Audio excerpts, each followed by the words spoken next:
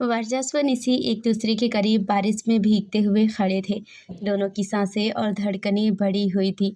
इन्हीं बढ़ी हुई सांसों और धड़कनों के साथ वर्चस्व ने निसी की आंखों में देखते हुए कहा, मुझे तुमसे प्यार है निसी। जब ये बात वर्चस्व ने कही तब वो बहुत नर्वस था, लेकिन अब जब उसने ये बात कह दी जो उसके दिल में थी, तो एक राहत की सांस लेता है। वर्चस्व के चेहरे पर एक सुकून भरा भाव आ जाता है।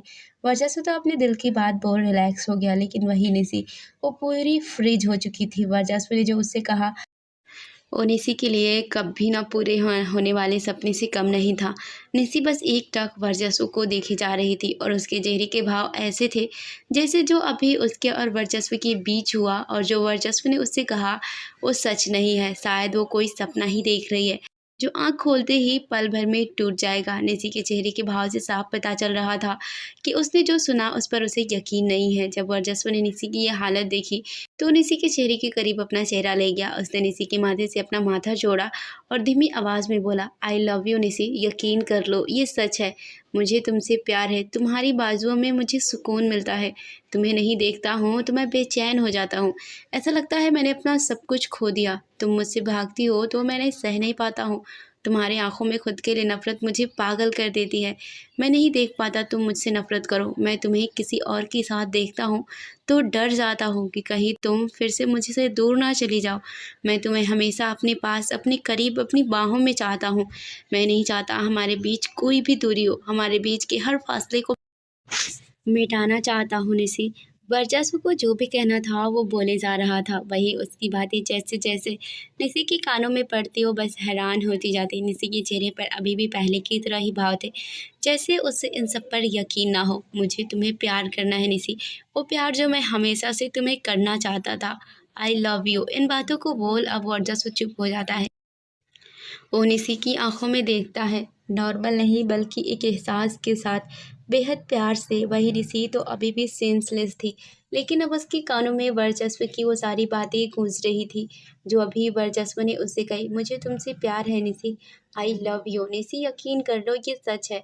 मुझे तुमसे प्यार है, मुझे तुम्हें प्यार करना है निसी। वर्चस्व की बातों ने निसी के कानों में एकदम शोर मचा दिया था, जिसके चलते वो अपनी आँखों को भींच लेती है। और जब निसी ने अपनी आँखों को खोला तो उसकी आँखें वर्चस्व की आँखों से जा मिली, जो बस बहुत प्यार से उसको ही देख रहा था।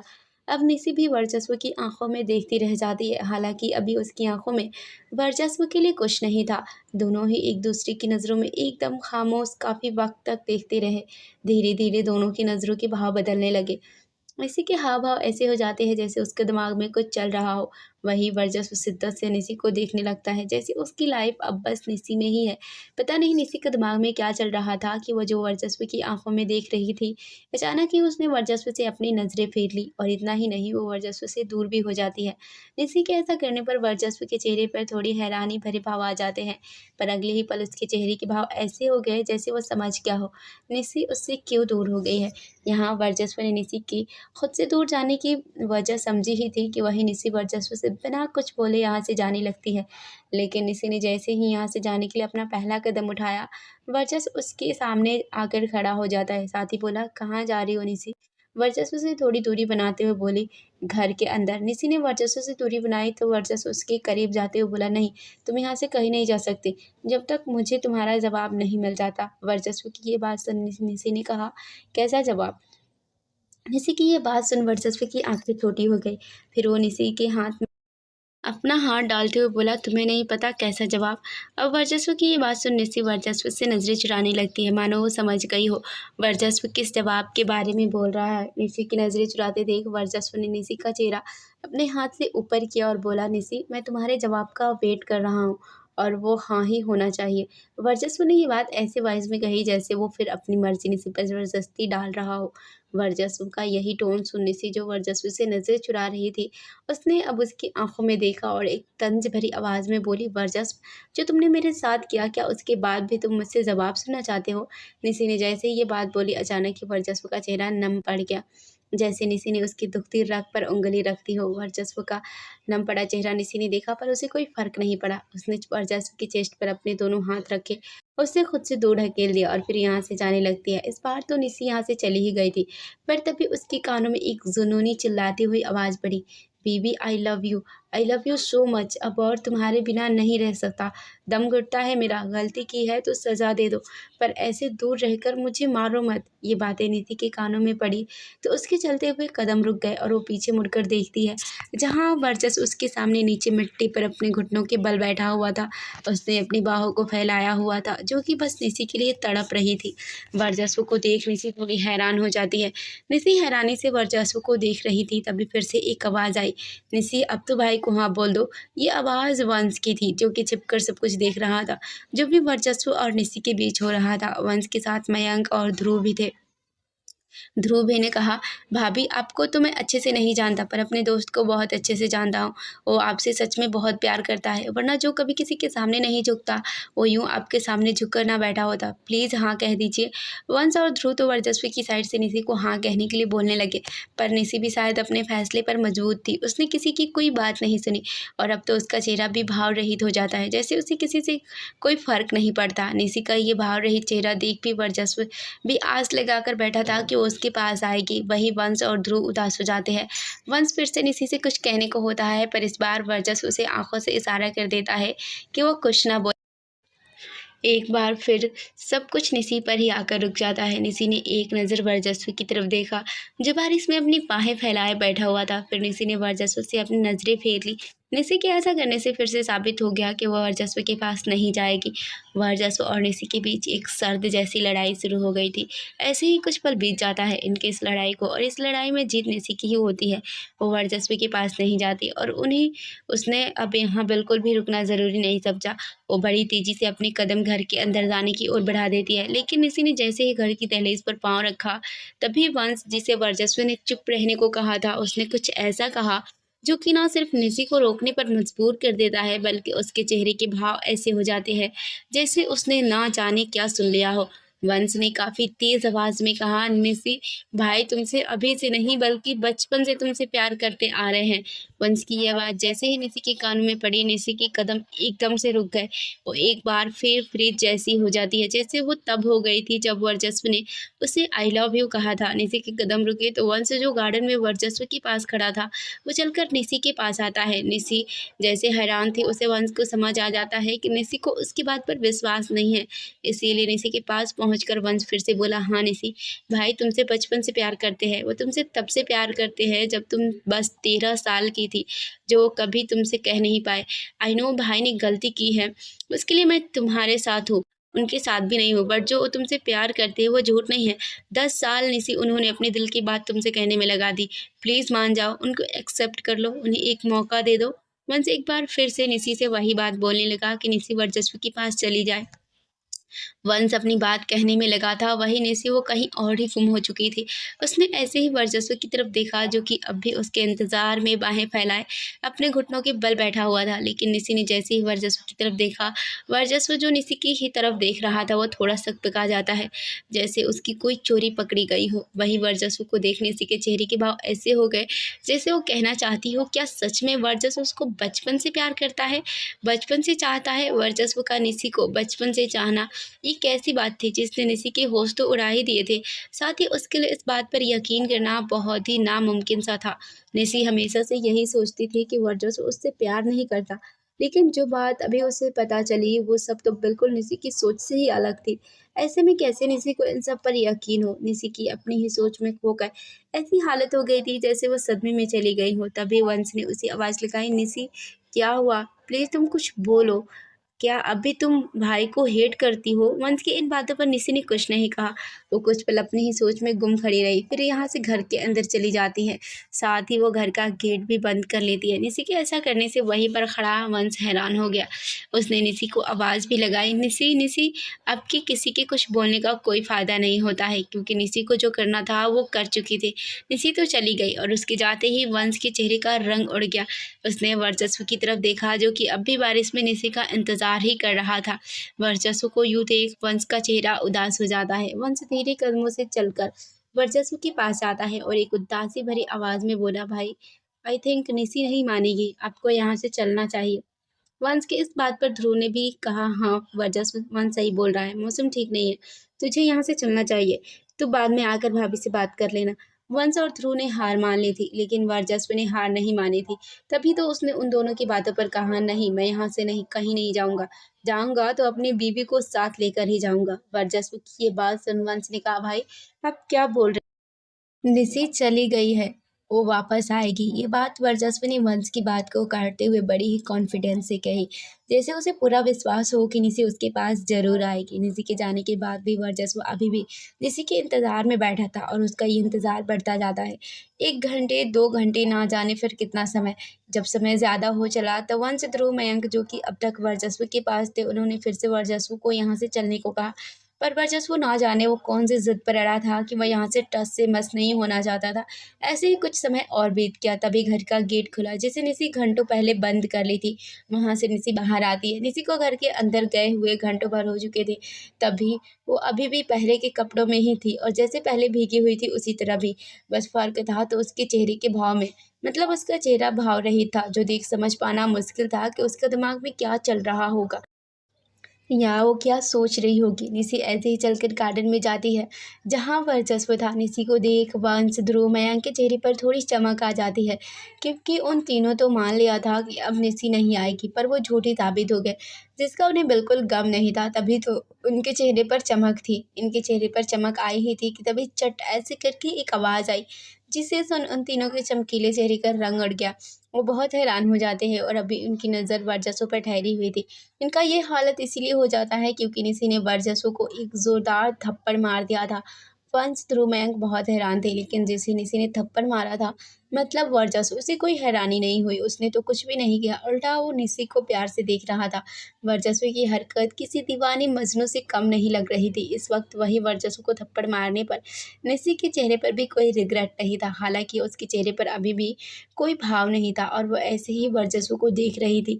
तभी वर्चस्व ने एक बार फिर अपनी बाहें फैलाई, निसी की आंखों में देखा और आंखों से ही उसने निसी को इशारा किया कि वो अब बस उसके सीने से लग जाए।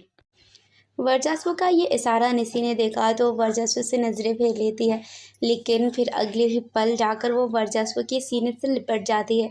निसी वर्चस्व से लिपटे तो वर्चस्व ने भी निसी को अपनी बाहों में भरने में कोई देरी नहीं की। उसने निसी की कमर में कस कर अपने दोनों हाथों को लपेट दिया। जब वर्चस्व के हाथों की कसन को निसी ने महसूस किया तो वो और भी वर्चस्व में सिमट गई। साथ ही उसने अपनी आंखें बंद कर ली। वही वर्चस्व ने भी नसी के नेक के पास अपना चेहरा छिपा लिया और अपनी आंखें बंद कर ली। ऐसा लग रहा था दोनों बस एक दूसरे को महसूस करने में खो चुके थे। यहाँ वर्चस्व निसी एक दूसरे से लिपटे तो वहीं बादलों में एक बार फिर तेज चमक और आवाज के साथ बिजली कड़की। साथ ही उन बादलों से पानी घनघोर बरस पड़ा। इन सब के चलते निसी थोड़ी सी घबरा उठती है। वो वर्चस्व की शर्ट को कसकर पकड़ लेती है। निसी का घबराना वर्चस्व समझ जाता है तो वो और कसकर निसी को खुद से चिपका लेता है, मानो वो निसी को खुद में छिपा लेना चाहता हो। बादलों की गरज बरसने वर्चस्व निसी को और मिला दिया था, जैसे ये उसकी कोई साजिश थी। खैर, बादलों की साजिश रही हो या ना, पर जिनकी सच में साजिश थी वर्चस्व निसी को मिलाने की, मतलब साजिश नहीं, कोशिश। वंश, ध्रुव, मयंक, वो तीनों के चेहरे पर अब बड़ी सी स्माइल थी। वंश तो इतना खुश हुआ कि वर्चस्व निसी को साथ देख उसने तो सीटी ही बजा दी।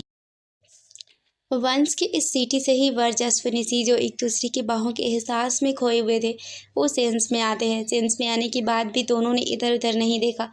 देखा तो बस एक दूसरे के चेहरे को। दोनों बहुत गौर से एक दूसरे के चेहरे को देख रहे थे, जैसे अब दोनों एक दूसरे के चेहरे को देखने में खो गए हो। निसी के चेहरे पर उसकी जुल्फें चिपकी हुई थी। वर्चस्व की नज़र उन जुल्फों पर पड़ी तो उसने अपने हाथ से उन जुल्फों को निसी के कान के पीछे टिक कर दिया।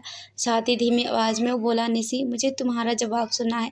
वर्चस्व की ये बात सुन निसी भी धीमी आवाज़ में बोली, कैसा जवाब सुनना है? वर्चस्व ने कहा, वही जो मैंने तुमसे कहा, मुझे तुम्हें जवाब नहीं देना। ये बात निसी ने कही। निसी वो बोलना ही नहीं चाहती थी जो वर्चस्व सुनना चाहता था, इसीलिए अब वर्चस्व के चेहरे का रंग हल्का फीका पड़ जाता है। जो कि निसी ने देखा तो वो वर्चस्व की गाल पर अपना एक हाथ रखती है और उसकी आंखों में देखते हुए बोली, कहना ज़रूरी है क्या? तुम खुद नहीं समझ सकते कि मैं क्या चाहती हूँ? निसी की ये बात सुन अब वर्चस्व ने भी निसी की आंखों में देखा, जो कि पहले से ही उसकी आंखों में देख रही थी। वो भी बहुत प्यार से। निसी की आंखों में प्यार देख वर्चस्व की फीके पड़े चेहरे पर फिर से चमक आ गई। साथ ही उसने कहा, मैं समझी समझूंगा तो कुछ और ही समझ लूंगा। निसी ने पूछा, क्या? वर्चस्व ने कहा, करके बताओ। निसी के चेहरे पर अब सवाल भरे भाव आ गए। वहीं वर्चस्व उसने एक बार फिर अपने हाथों की कसन निसी की कमर पर काफी तेज कर दिए और वो अपना चेहरा निसी के चेहरे की तरफ झुकाने लगा। जो कि निसी ने देखा तो अचानक से उसकी सांसें तेज चलने लगती है। वो समझ जाती है कि वर्चस्व आगे क्या करेगा। शायद इसीलिए वो अपने होठों को दूर करने की कोशिश करती है, पर निसी की कोशिश नाकाम हो जाती है। उससे पहले ही वर्चस्व ने अपने भीगे होठों को निसी के भीगे और हल्के कांपते होठों से मिला दिए। इस पल में निसी की धड़कनें एक पल के लिए थम सी जाती है, फिर जोरों से धड़कने लगती है। हाँ, ये उन दोनों की पहले किस नहीं थी, पर प्यार वाली तो पहले ही किस थी। तभी तो निसी का ऐसा हाल हो जाता है। वही वर्चस्व, उसे तो जैसे दुनिया की सबसे टेस्टी चीज़ मिल गई हो। उसने बड़ी शिद्दत से निसी के होठों को चूमना शुरू कर दिया था। हालांकि आज भी वर्चस्व निसी को ज़बरदस्ती ही किस कर रहा था, लेकिन आज निसी ने वर्चस्व को रोका नहीं, बल्कि अब खुद भी उसका साथ देने लगती है। निसी वर्चस्व के पैरों पर खड़ी हो जाती है। फिर उसने अपना एक हाथ वर्चस्व की नेक पर रखा और दूसरे हाथ की उँगलियों को उसने वर्चस्व के बालों पर फंसाया, जिससे वो वर्चस्व के चेहरे को और खुद के चेहरे पर प्रेस करने लगी। फिर वो ने निसी ने भी वर्चस्व के होठों को ऐसे चूमना शुरू कर दिया जैसे अब उसे दुनिया की सबसे टेस्टी चीज़ मिल गई हो। वर्चस्व निसी ऑलमोस्ट एक दूसरे के होठों को खा रहे थे। दोनों एक पल में ही बहुत बेकाबू हो उठे थे। ये तो बेकाबू हो उठे थे, लेकिन कुछ लोग होश से बेहोश हो चुके थे। और वो कुछ लोग थे वंश, ध्रुव, मयंक। वर्चस्व निसी इतना खुद में खोए थे कि उन्हें ये भी ध्यान नहीं रहा कि इनके अलावा भी यहाँ पे 3 लोग हैं। वर्चस्व निसी की ईटिंग वाली किस देख इन तीनों के बारिश में ही पसीने छूट जाते हैं। वंश ने अपना थूक खटकते हुए कहा, लग गई बारिश में इश्क की आग। मेरा तो गला सूख रहा है, चलो भाई लोग यहाँ से। इससे पहले इनकी आग भड़क कर शोले बने। वंश जैसा हाल ध्रुव और मयंक का भी था। ध्रुव ने अपनी आंखों की पलकों को पट पट झपकाते हुए कहा, हाँ चलो, यहाँ से भीगा हुआ हूँ, फिर भी मुझे गर्मी लग रही है। अब तो मयंक भी बोल पड़ा, हाँ वैसे सर काफ़ी सेक्सी किस करते हैं, मुझे तो प्याज के साथ भूख भी लग रही है। मयंक की ये बात वंश और ध्रुव के कानों में पड़ी तो दोनों अजीब नज़रों से उसे देखने लगे। साथ ही वंश ने उसकी आंखों पर अपने हाथ रख दिए। चलो मेरे भाई भाभी को नज़र मत लगाओ। वंश ध्रुव और मयंक को अपने साथ ले जाता है। ये लोग चले जाते हैं, लेकिन वही वर्चस्व निसी दोनों तो मानो दुनिया भूल चुके थे। उन्हें कोई मतलब नहीं था वंश, ध्रुव, मयंक कब थे कब चले गए। उन्हें तो इससे भी मतलब नहीं था कि वो तेज़ बारिश में कब से भीग रहे हैं। उन दोनों अभी भी एक दूसरे से लिपटे हुए थे, एक दूसरे में खोए हुए थे और बिना रुके लगातार एक दूसरे के होठों को डीपली और पूरे पैशन के साथ चूमने जा रहे थे। कुछ पल बाद निसी थक जाती है तो फिर हल्के से वर्चस्व के होठों को चूमने लगती है। वहीं वर्चस्व तो बढ़ते वक्त के साथ और बेताब हो रहा था। वो निसी की होठों को डीप चबाना शुरू कर दिया था।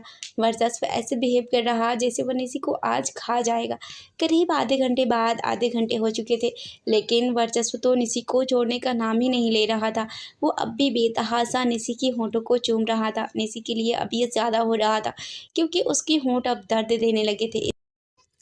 इसीलिए वो अब वर्चस्व को रोकने की कोशिश करने लगी। वो वर्चस्व के कंधों पर जोर से पीटने लगती है। निसी के ऐसा करने पर वर्चस्व समझ जाता है कि निसी उसे रोक रही है, तो वो निसी के होठों पर अपनी मदहोशी भरी आवाज़ में बुदबुदाता है, बीवी अब मत रोको मुझे। निसी ने धीमी आवाज़ में कहा, मेरे होंठ दुख रहे हैं। वर्चस्व ने कहा, तो थोड़ा सा सह लो।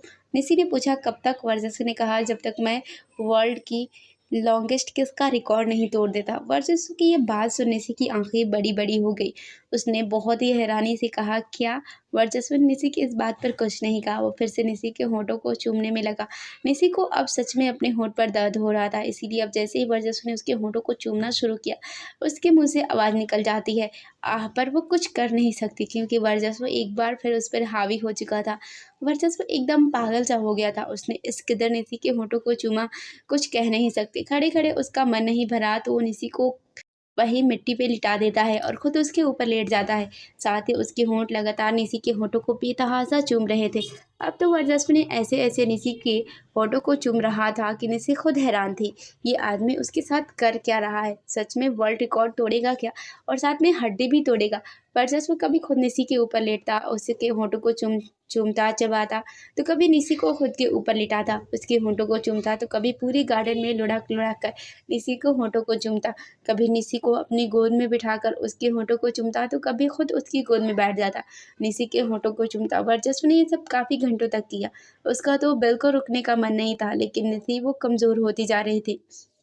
जिसके चलते उसने निसी पर थोड़ी दया दिखाई और उसके होठों को अपने होठों से आज़ाद किया। वर्चस्व की छोड़ते ही निसी ने काफ़ी गहरी सांस ली। साथ ही वो हाँफती हुई आवाज़ में बोली, अब क्यों छोड़ा, बना लेते वर्ल्ड रिकॉर्ड।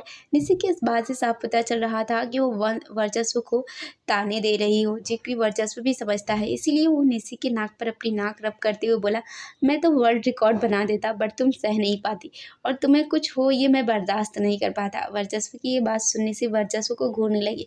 साथ ही बोली, तो ये सब क्या था जो अभी तुम कर रहे थे। वर्चस्व ने कहा, ये तो मेरा प्यार था, कितना मजा आया ना। वर्चस्व के मुंह से मजे की बात सुन निसी अब उसको और घूरने लगी, क्योंकि जैसे वर्चस्व निसी को किस कर रहा था उससे वर्चस्व को जरूर मजा आया होगा, लेकिन निसी उसे तो ऐसा लग रहा था जैसे वो रोलर कोस्टर में घूम रही है, कभी ऊपर कभी नीचे कभी फिर गोल गोल। निसी वर्चस्व को घूरने लगी तो वर्चस्व ने उससे पूछा, क्या हुआ, तुम्हें मजा नहीं आया क्या। वर्चस्व के सवाल पर निसी ने कुछ नहीं कहा, वो बस वर्चस्व को घूर रही थी। फिर कुछ पल बाद वो मुंह फुलाकर बोली, मुझे ठंड लग रही है। निसी की ये बात वर्चस्व ने सुनी तो अब जाकर वर्चस्व को एहसास हुआ कि वो और निसी कब से बारिश में भीग रहे हैं। बारिश अभी भी नहीं रुकी थी। हाँ, बस पहले की तुलना में थोड़ी कम जरूर हो गई थी। वर्चस्व ने एक नज़र निसी की तरफ देखा, जो कि उसके नीचे एकदम किसी बच्ची की तरह दबी हुई थी। उसका पूरा बदन मिट्टी से लपेटा हुआ था और वो थोड़ी काँप भी रही थी, जिससे साफ पता चल रहा था उसे ठंड लग रही है। निसी को ऐसी हालत में वर्चस्व एक पल भी नहीं देख पाया।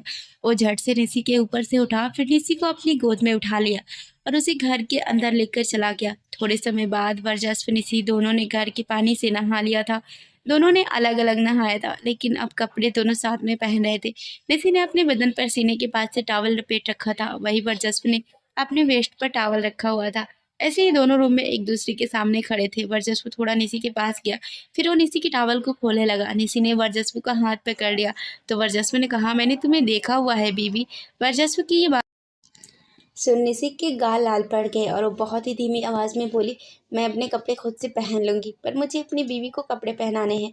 ये बात वर्चस्व ने कही और फिर वो निसी के टॉवल को खोलने लगा। निसी का लाल पड़ा चेहरा टमाटर की तरह लाल हो गया, लेकिन जैसे ही वर्चस्व ने निसी के बदन से टॉवल अलग किया, तभी निसी ने वर्चस्व की आंखों पर अपना एक हाथ रख दिया। निसी बिल्कुल शर्मीली दुल्हन वाली हरकत कर रही थी।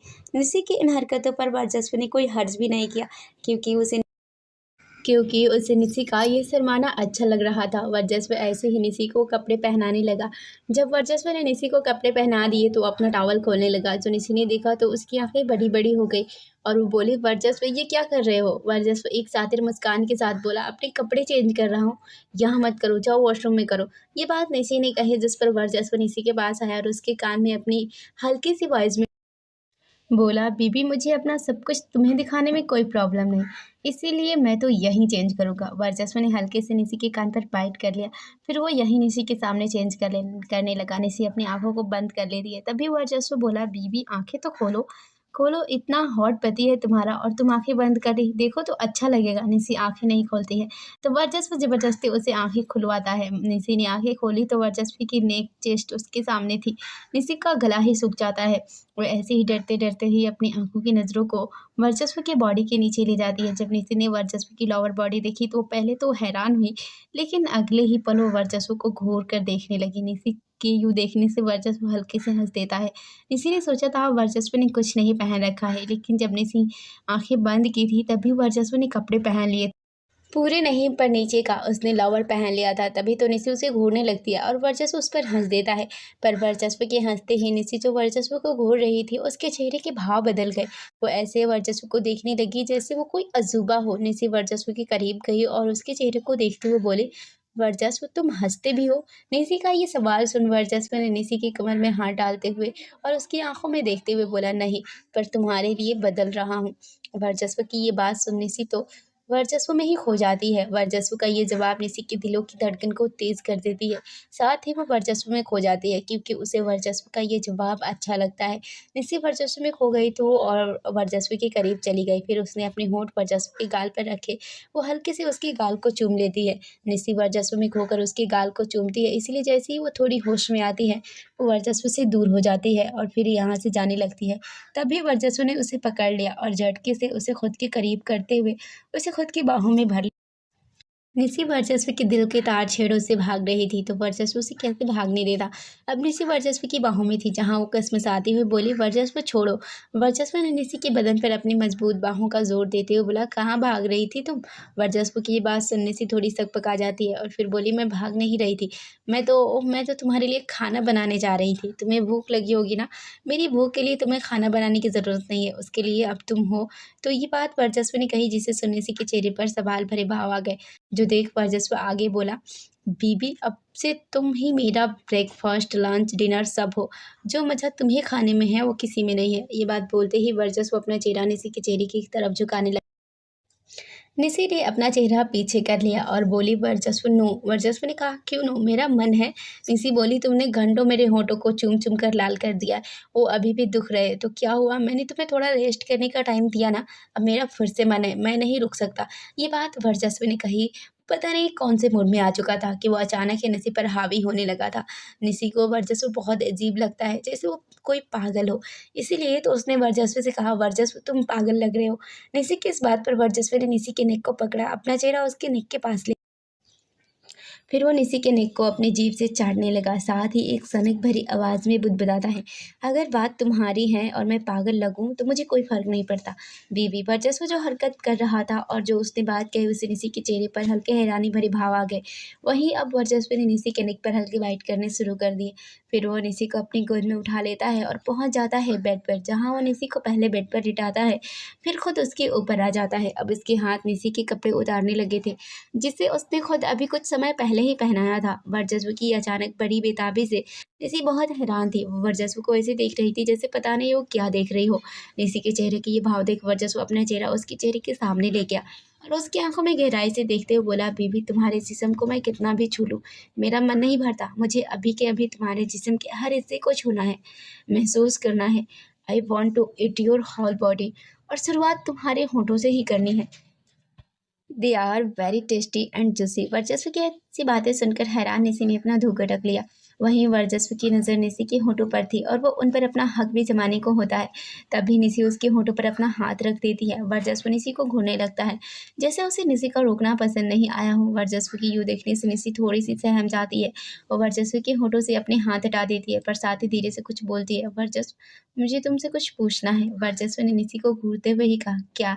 निसी ने फिर धीमी सी आवाज़ में कहा, क्या वंश ने जो कहा वो सच है? क्या तुम सच में मुझसे बचपन से प्यार करते हो? निसी का ये सवाल और अचानक से वर्चस्व का मूड बदल गया। वो अभी जो निसी पर हावी हो रहा था वो सॉफ्ट सा बिहेव करने लगता है। उसने निसी के माथे को प्यार से चूमते हुए कहा, क्यों तुम्हें यकीन नहीं है? वर्चस्व सॉफ्ट बिहेव करने लगा तो निसी भी उसे डरना बंद कर देती है। उसने वर्चस्व की आंखों में देखा और बोली, नहीं ऐसा नहीं है, पर तुम्हें मुझसे प्यार कब हुआ मुझे क्यों कुछ नहीं पता चला। इसीलिए कि इन बातों से एक पल के लिए वर्चस्व किसी सोच में डूब गया और वैसे ही उसने कहा, जब तुम पहली बार नगामी मेंशन में आई थी। फ्लैशबैक आज से 10 साल पहले नगामी मेंशन। 22 साल का वर्चस्व अपनी दादी माँ के साथ उनके रूम में बैठा हुआ था। वो दादी पोते आपस में कुछ बात कर रहे थे, तभी वहाँ गायत्री जी आती है। गायत्री जी निसी की माँ जो कि उस समय नगामी मेंशन में काम करती थी। गायत्री जी आई और उन्होंने दादी माँ से कुछ कहा, जिस पर दादी माँ ने भी उनसे कुछ कहा। अब वो दोनों आपस में बात करने लगी तो वर्चस्व चुपचाप बैठा हुआ था। फिर वो अपना मोबाइल यूज़ करने लगा। तभी उसकी नज़र दो मासूम सी नज़रों पर पड़ी, जो कि गायत्री जी के पीछे छिपी हुई थी। वो काली बड़ी मासूम घनी पलकें और काजल से सनी आंखें। वर्चस्व की नज़र उन आंखों पर अचानक ही पड़ी थी, लेकिन जब पड़ी तो ना जाने क्यों वो उन आंखों से अपनी नज़रें ही नहीं हटा पाया। वर्चस्व झुक झुक कर उन आंखों की तरफ देखने लगा, मानो वो देखने की कोशिश कर रहा था कि वो आंखें किसकी है। पहले ही झलक में उन दो नज़रों ने वर्चस्व पर ऐसा जादू कर दिया था कि वर्चस्व बेताब हो चुका था। वो अपनी जगह से उठा और गायत्री जी के पीछे जाकर खड़ा हो गया, जहाँ उसने देखा कि गायत्री जी के पीछे एक छोटी सी लड़की खड़ी है, जिसने अब गायत्री जी की साड़ी के पल्लू में अपना चेहरा छिपा लिया था, जिसकी वजह से वर्चस्व का उसका चेहरा नजर नहीं आता। बस उसके कपड़े, उसके बाल जो कि चोटी बंधे होने के बावजूद भी उसकी कमर तक थे। वर्चस्व तो उसके कपड़े और बालों को देखता तो उनको ही देखता रह गया। उस लड़की के चेहरे को देखने की तड़प और बढ़ गई। उसे बुलाने के लिए उसके कंधे पर अपना हाथ रखने को होता है, लेकिन तभी गायत्री जो यहाँ दादी माँ से बात करने आई थी, वो जाने लगती है। वो गई तो उनके पीछे पीछे वो छोटी लड़की भी जाने लगी। वर्चस्व ने उस लड़की का अभी भी चेहरा नहीं देखा था, लेकिन उस लड़की को यहाँ से ज़्यादा देख उसकी सांसें तेज हो जाती है, मानो उसका सबसे कीमती चीज़ उससे दूर जा रहा हो। अचानक वर्चस्व जो फ़ील कर रहा था उससे वो खुद हैरान था। वर्चस्व हैरानी में ही रह गया। वहीं वो छोटी लड़की चली जाती है और जब वर्चस्व सेंस में आया तो उसकी नज़र फिर से उस लड़की को ढूँढने लगी। पर तभी दादी माँ ने उसे आवाज़ लगाया, वर्चस्व क्या हुआ, तुम कुछ ढूंढ रहे हो क्या? वर्चस्व ने कहा, वो दादी माँ कुछ नहीं। वर्चस्व ने एक गहरी सांस ली, फिर उस लड़की को अपने दिमाग से निकाला और दादी माँ के पास चला गया। दिन में वर्चस्व अपने काम और कॉलेज इन सब की वजह से उस छोटी लड़की को भूल जाता है। पर जैसे ही रात हुई और वो सोने को गया, उसने अपनी आंखें बंद करी तो उसकी आंखों के सामने वही छोटी लड़की की आंखें घूम चलती है। वर्चस्व अपना सिर झटक कर उसे भूलने की कोशिश करता है, पर वो नाकाम हो जाता है। फिर वो उन्हीं आँखों के बारे में डीपली सोचने लगता है। बड़ी काली काजल से सनी हुई आँखें और उसमें रही मासूमियत। वर्चस्व उन आँखों में इतना खो जाता है कि वो उन आँखों को एक कागज़ पर बनाने लगता है। वो आँखें वर्चस्व के ज़हन से इस तरह बस गई थी कि वर्चस्व ने एक ही बार में बिना किसी गलती के काफ़ी अच्छी तरह से उन आँखों को कागज़ पर बना दिया था। जब वर्चस्व ने उन आँखों को कागज़ पर बना दिया तो उन्हें ऐसे देखने लगता है जैसे वो कागज़ पर बनी आँखें ना हों बल्कि रियल की आँखें हों। वर्चस्व फिर से बेताब सा हो जाता है। उसके अंदर उस लड़की के चेहरे को देखने की तड़प फिर से बढ़ने लगती है। उसने कागज़ पर बनी उन आँखों पर हल्के से अपना हाथ फेरा और अपनी डीप गहरी आवाज़ में बोला, कौन हो तुम? इस रात वर्चस्व सोया नहीं। उसके दिलो-दिमाग हर जगह वो 2 आँखें याद आती रहीं। अगली सुबह वर्चस्व जो रात भर नहीं सोया था, वो सुबह उठते ही पूरे मेंशन में उन 2 नज़रों को ढूँढने लगा, जिसने उसकी नींद उड़ा रखी थी। लेकिन उसे वो 2 आँखें दोबारा मेंशन में कहीं नज़र नहीं आई। वो बेचैन हो उठता है। वो अपने घर वालों से उस छोटी लड़की के बारे में पूछने की कोशिश करता है, पर वो पूछ नहीं पाता और खुद में ही बेचैन होता रहता है। फ्रेंड, जैसा कि मैंने आपसे कहा था कि 500 सब्सक्राइबर्स होने के बाद ही वीडियो अपलोड करूँगी, लेकिन मुझे मेरे सब्सक्राइबर्स को वेट कराना अच्छा नहीं लगा और ये आज का एपिसोड मेरे सब्सक्राइबर्स के लिए है।